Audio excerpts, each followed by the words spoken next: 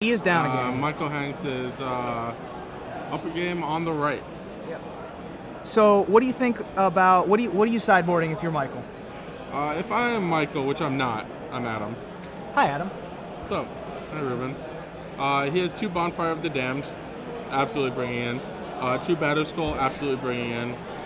And then you get to a couple cards that you may or may not want.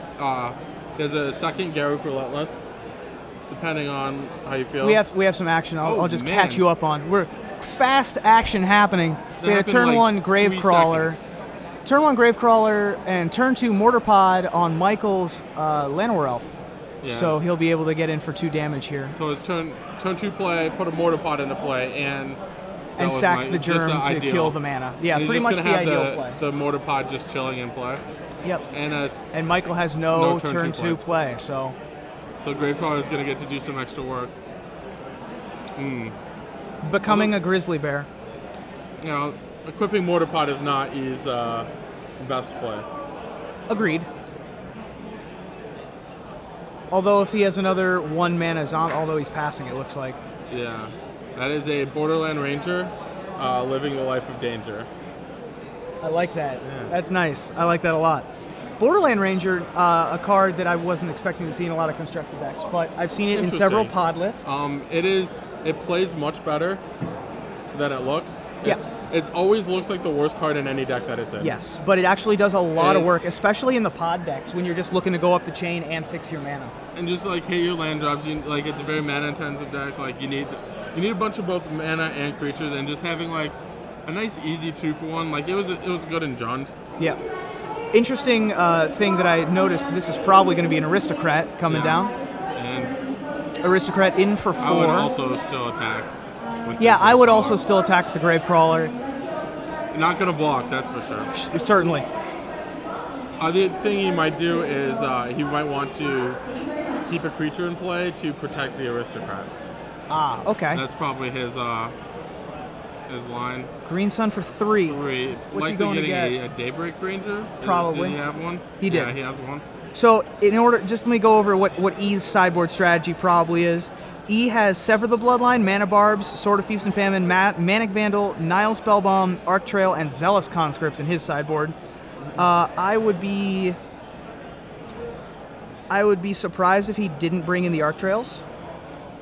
I agree with that. And beyond that, I'm not real sure what he would do. He might want the Sword of Feast and Famine. He might want the Sword of Feast and Famine, that's true. Michael's creatures are green. Yes, but... Okay. Obvious. Stating the obvious. Yeah, stating the obvious. But I also think that he doesn't really want to stumble on like 5 drops basically that much. Yep. So there's the Sword of Feast and Famine. I guess this 5 drop was acceptable. Yeah. So we have a lot of damage coming in.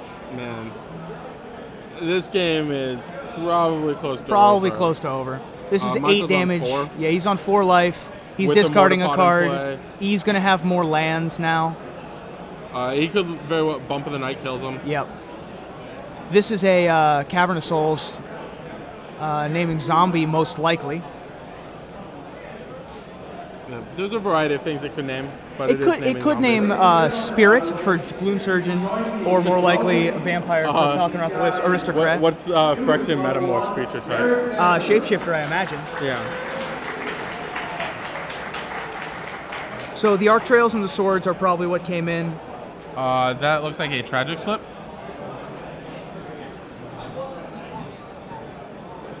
So I actually like his build. And that's the end. Yeah. Of having, he hits 24 lands. Yeah. That's a lot of lands. Absolutely, but you need them when you've got 4 Falconwrath Aristocrat. Yeah, also flashing back Bump in the Night. And he has a Stentia Bloodhall to prevent flooding. That's true. Yeah. Also lets him justify Zealous Conscripts in the board. Yes. Like, you're not expecting turn 5 Zealous Conscript, but the card is so unbelievable at pushing through random damage. Zealous Conscripts was another one of the cards that I really wanted to see how it did this weekend. Because there's a lot of excitement about it. It's in a lot of decks. It's in the main deck of Pod, obviously, but it's in the sideboard of pretty much anything that can put it in the sideboard. And earlier today, I saw it take a Tamiyo and ultimate it. Standard issue. Living the dream, pretty much, when you're a zealous conscript. You join the army expecting to just take it like a huntmaster of the fells, and then when you get to battle, you're like, oh, I'll take this Tameo instead. Yeah, sweet.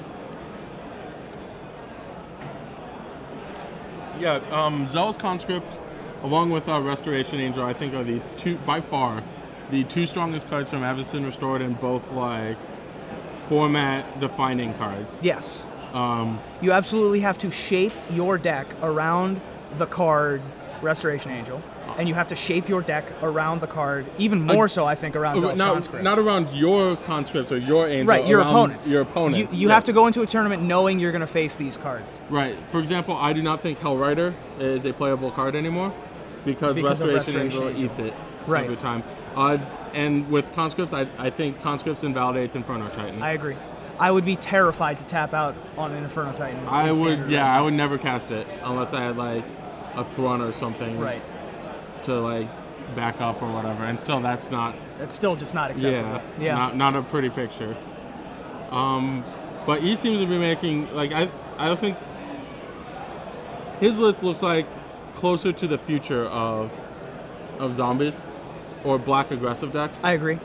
I'm not sure Gloom Surgeon is the 2-drop you want. Right, I mean that's probably like interchangeable. Like, I mean it's very good. There's a bunch of terrible 2-drops you get to choose from. Right. I would actually choose Highborn Ghoul right now. That seems like a good choice. Yeah, it's pretty much unblockable except for Metamorph. Solemns, and Metamorphs, and Worm Coils, I guess. But yeah, it's few and far between. Right. And then just being able to like play enough lands to go up the curve, and also playing more lands helps you hit your correct colors. Yeah. And he is a little bit mana hungry. He's got 4 Aristocrats. He's got Mortar Pods that he wants to re-equip. I mean, how often have you seen like a Zombies player with like 4 lands, but none of them like one of the 8 sources? Like this one, you might not think a 9th source, a mountain. In this case, he does have 1 mountain. But I mean, but it's not just 9 sources; it's 12 with Cavern of Souls. Yep. If in a pinch. Right. And also, if your Stenzia Bloodhall happens to get ghost quartered or something. Sure. Or if your opponent sees that you've got like 3 Blackleaf Cliffs and 2 Swamps, and they're like, "Well, I'm going to get this guy," and you happen to have the 1 mountain in your deck, then they've just sort of wasted a ghost quarter. Ghost quarter, not the best card against aggressive decks, but in fact, probably one of the worst. Probably one of the worst, but it's a situation that could pop up. So. It's like we have a mulligan on. Well, E's shaking his head, so. Yeah, I'm imagining E has the mulligan. Yeah. I do the mulligan for Michael. Okay. Right. See, I have the Michael look when my opponent mulligan. I just like stare off blankly into space. E may be that's my thing. Deciding. Looks like he also mulliganed. Yeah. E was laboring over the choice. He's got to keep it fair. Yeah. Like you wouldn't want to this is a nice friendly match of Magic. You wouldn't want an unfair advantage for one way or the other. These nice guys. If your opponent mulligans, you probably should too. They're probably commiserating over how they're the 2 guys in the room wearing pink shirts. two of the 4 or so are in the room. They're shirt brothers with the pink. Don't really know where I was going with that, but as a notable observation. Yeah. Oh, we're going to 6. Like, I'd rather be the person on the draw. Going to 6, absolutely. Once you go down cards. I agree. It switches between decks, but for both of these decks that have such important 4-drops, and especially for Michael has 5 drops, like you certainly aren't going to want to be sacrificing anything. I would also much rather be the person, no matter how many cards I have, with a good start. Yes. You don't want to be wasting too many turns. Person that doesn't skip a turn is likely to be the victor. Yeah. I also like E's strategy of like usually like the old Zombies decks can't beat a Huntmaster. Like a mono black or even like a blue black. Yeah. But with Falcon Wrath Aristocrat, you're in reasonable shape. You're in good shape, yeah. So we're underway. Michael seems to have kept a slow 6, where E's hand seems to have.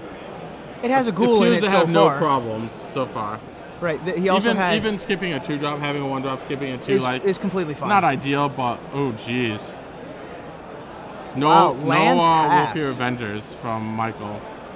What's in? Oh man, there better be a parade of Huntmasters coming. Yeah. There's, man, what could he have kept here? Even then, I don't like this hand. Maybe he just found mana.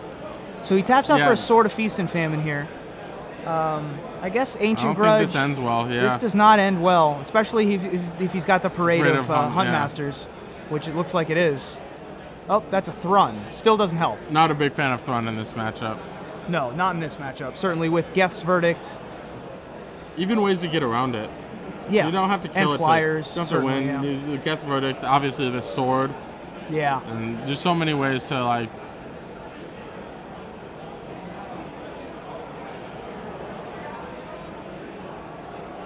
Mortar Pod is cast pre-combat. Right, so that he can use his mana. So that it's free.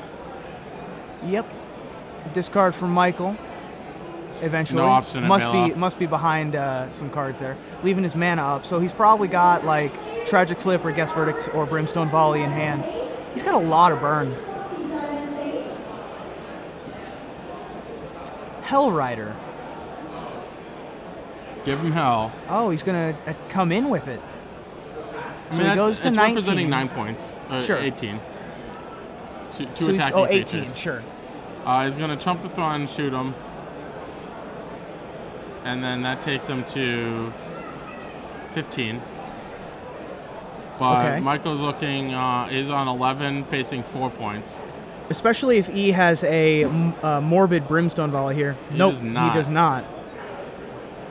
I wonder what E's cards are. Well, E-Mold to 6, I would not have brought in conscripts. That'd be amazing. Though. Yeah, right. That's the thing is like, no matter how bad it is, it's always like reasonable. Sure. I would love to see Zealous Conscripts in the main of this deck going forward. Oh yeah. Maybe not. Like I've actually never been a Brimstone Volley fan or a Mortar like. I haven't been a fan of Brimstone Volley. I like Mortar Pod because it lets you turn on Morbid when you whenever you want. Yeah. If you had, but Mortar Pod turns on the Morbid turns on Brimstone Volley. That's a Morbid and Tragic Slips. Yeah. I would like to see the zombie deck move away from the Morbid theme. Personally. Well, they've not had Skurstag High Priest for a very long time. Yeah. But even the Tragic Slips, I'm not a huge fan of. Yeah. Like I feel like a lot of it's they're a little unnecessary, actually. A lot of its cards are like combo removal spells. Putting Michael to 11. So just now using all this mana. We're going off, gentlemen. Using all this mana because he can. Because he's got 10 mana in play, basically. Yeah, this does not look like it's going to end well for Michael. You can see the cards that Michael is discarding. Yeah, me too. A lot of times, like I remember playing Cobblade when Sword of Feast and Famine was at its power. Discarding the wrong card was often such a dagger. Yeah, especially in the mirror. Yeah, even in hindsight. Right. Like you might have discarded the correct card at the time. Ah, so he discarded 2 basic lands. All right. Seems to be slightly flooded here, which is why he didn't have any and by slightly, plays. I mean like heavily flooded. Yeah. Well, let's see. So he is representing lethal. Yeah. Michael did not hit a bonfire. that would have been. That would have been a miracle. Miraculous. Strangleroot Geist. So let's see. Like Mike better do the math before he attacks. He needs. He thinks about it. No, he's not going to think about it. Okay. So it appears as if he's going to be. He's going to go to 12. 12 on that right here. There are. So he even might if have he just conceded the match, like. Yeah.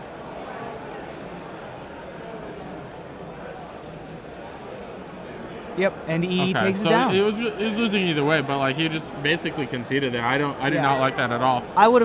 Certainly would have left back the Hellrider. Yeah, do the math. Because Hellrider still triggers if the other creatures are attacking. I believe so. Yeah.